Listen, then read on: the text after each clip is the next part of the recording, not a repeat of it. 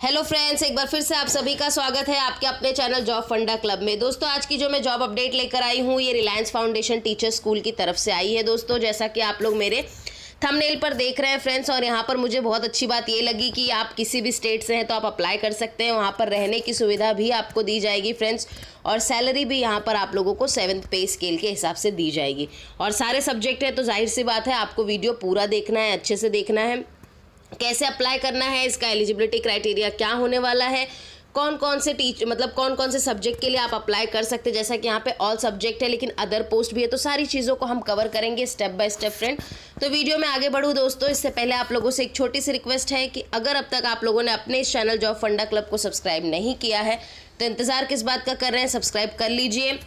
क्योंकि फ्रेंड्स, मैं आप लोगों को बता दूं, आप लोगों को मेरे चैनल पर चाहे वो टीचिंग जॉब हो, नॉन टीचिंग जॉब हो, वर्क फ्रॉम होम हो, या ऑनलाइन कोई कोर्स होता है स्टूडेंट्स के लिए, या ऑनलाइन अर्निंग प्लेटफॉर्म होते हैं, सारी चीज़ों की जानकारी मैं आप लोगों के साथ शेयर करती हूँ फ्रेंड्स। और पीएचडी की नोटिफिकेशन वगैरह भी आती है तो मैं आप लोगों को बताती हूँ दोस्तों।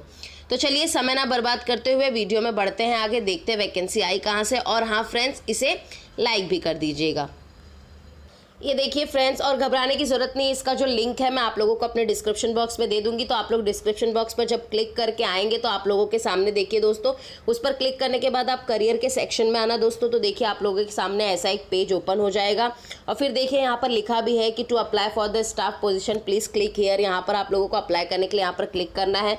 तो देखिए, ये जैसा कि आप लोग जानते हैं ये कोकिला धीरूभाई अंबानी रिलायंस फाउंडेशन स्कूल की तरफ से वैकेंसी है, और ये आई है मोती कावंडी यानी जमुना नगर यानी कि जामनगर में, जिसका आप लोग समझ गए तात्पर्य कि ये आई है गुजरात से दोस्तों। तो यहाँ पर देखिए इनवाइट एप्लीकेशन फॉर किस लिए है, तो आप लोग देख सकते हैं। यहाँ पर मैं सारी चीज़ों की बात कर लेती हूँ। देखिए यहाँ पर जो पोस्ट आई है, यहाँ पर वॉइस प्रिंसिपल की पोस्ट आई है प्राइमरी के लिए।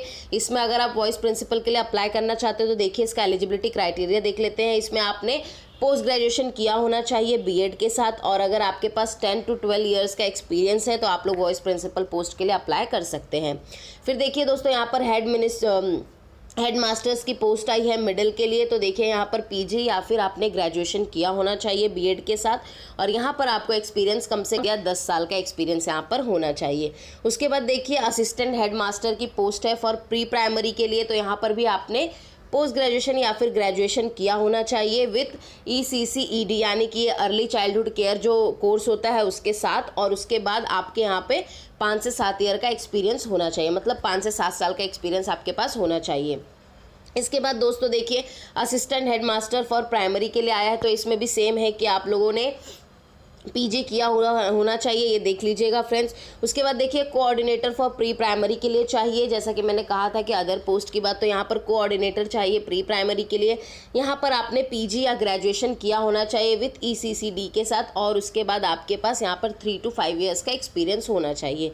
उसके बाद coordinator for primary, secondary and senior secondary के लिए चाहिए। तो यहाँ पर भी सेम क्वालिफिकेशन है, पीजी या फिर आपने ग्रेजुएशन, पीजी यानी कि पोस्ट ग्रेजुएशन, या फिर आपने ग्रेजुएशन बीएड के साथ किया होना चाहिए, और आपके पास 5 से 7 साल का एक्सपीरियंस होना चाहिए।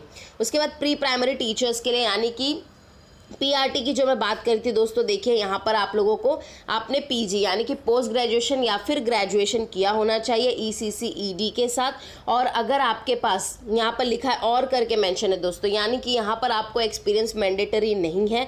अगर आपके पास एक्सपीरियंस है तो बहुत अच्छी बात है, वेल एंड गुड है, लेकिन अगर आपके पास कोई एक्सपीरियंस नहीं है तो भी आप यहाँ पर अप्लाई कर सकते हैं। और यहाँ पर दोस्तों देखिए प्राइमरी टीचर्स यानी कि PRT के लिए है ऑल सब्जेक्ट। जैसा कि मैं आप लोगों को हमेशा कहती हूँ कि PRT में कोई भी सब्जेक्ट मेंशन नहीं होता, आप किसी भी स्ट्रीम या किसी भी सेक्शन से हैं तो आप अप्लाई कर सकते हैं फ्रेंड्स। तो यहाँ पर आपने पोस्ट ग्रेजुएशन किया हुआ होना चाहिए, या फिर आपने ग्रेजुएशन किया होना चाहिए बीएड के साथ, और आपके पास रिलेवेंट एक्सपीरियंस है तो वेल एंड गुड है फ्रेंड्स। उसके बाद देखिए यहाँ पर आगे बात कर लेते हैं। यहाँ पर देखिए TGT यानी कि ट्रेंड ग्रेजुएट टीचर्स की यहाँ पर पोस्ट आई है। यहाँ पर भी ऑल सब्जेक्ट है, यानी कि सारे सब्जेक्ट मेंशन है। हिंदी के स्टूडेंट्स को अक्सर शिकायत होती है दोस्तों, तो ऑल सब्जेक्ट यानी कि हिंदी के स्टूडेंट्स भी यहाँ पर अप्लाई कर सकते हैं। यहाँ पर देखिए पीजी यानी कि पोस्ट ग्रेजुएशन आपका होना चाहिए या फिर आपने ग्रेजुएशन बीएड के साथ किया होना चाहिए और रिलेवेंट एक्सपीरियंस है तो आप यहाँ पर अप्लाई कर सकते हैं। उसके बाद पीजीटी में भी देखिए फ्रेंड्स ऑल सब्जेक्ट का है, तो ये भी आप लोग देख लीजिए। यहाँ पर मैं आप लोगों को क्वालिफिकेशन बता रही हूँ। पीजी के लिए भी अगर आप अप्लाई कर रहे हैं तो पोस्ट ग्रेजुएशन विद बीएड के साथ आप हैं तो आप अप्लाई कर सकते हैं दोस्तों। उसके बाद को करिकुलर एक्टिविटी टीचर्स, जैसा कि मैंने अदर की पोस्ट बात की थी, तो यहाँ पर art and craft, music, dance और ड्रामा, अगर इसमें आप लोगों ने अपना डिप्लोमा या उसके बाद ग्रेजुएशन या पोस्ट ग्रेजुएशन किया है और अच्छा क्वालिफिकेशन है आपके पास और एक्सपीरियंस है तो आप यहाँ पर अप्लाई कर सकते हैं। और देखिए फ्रेंड्स, यहाँ पर काउंसलर की भी पोस्ट आई है। तो काउंसलर के लिए जैसा कि आप लोग जानते हैं, आपने पोस्ट ग्रेजुएशन साइकोलॉजी में किया होना चाहिए या फिर ग्रेजुएशन आपने इसमें किया होना चाहिए या फिर आपने पीजी डिप्लोमा अगर किया है किसी साइकोलॉजी में तो बहुत अच्छी बात है। और उसके बाद अगर आपके पास एक्सपीरियंस है तो आप इस पोस्ट के लिए एलिजिबल हैं। उसके बाद आईटी मैनेजर के लिए है फ्रेंड्स, तो यहाँ पर भी देखिए आपका ग्रेजुएशन या पोस्ट ग्रेजुएशन होना चाहिए, मतलब कंप्यूटर के सेक्शन में, और उसके बाद आपके पास यहाँ पर 5 से 7 साल का एक्सपीरियंस है तो आप अप्लाई कर सकते हैं।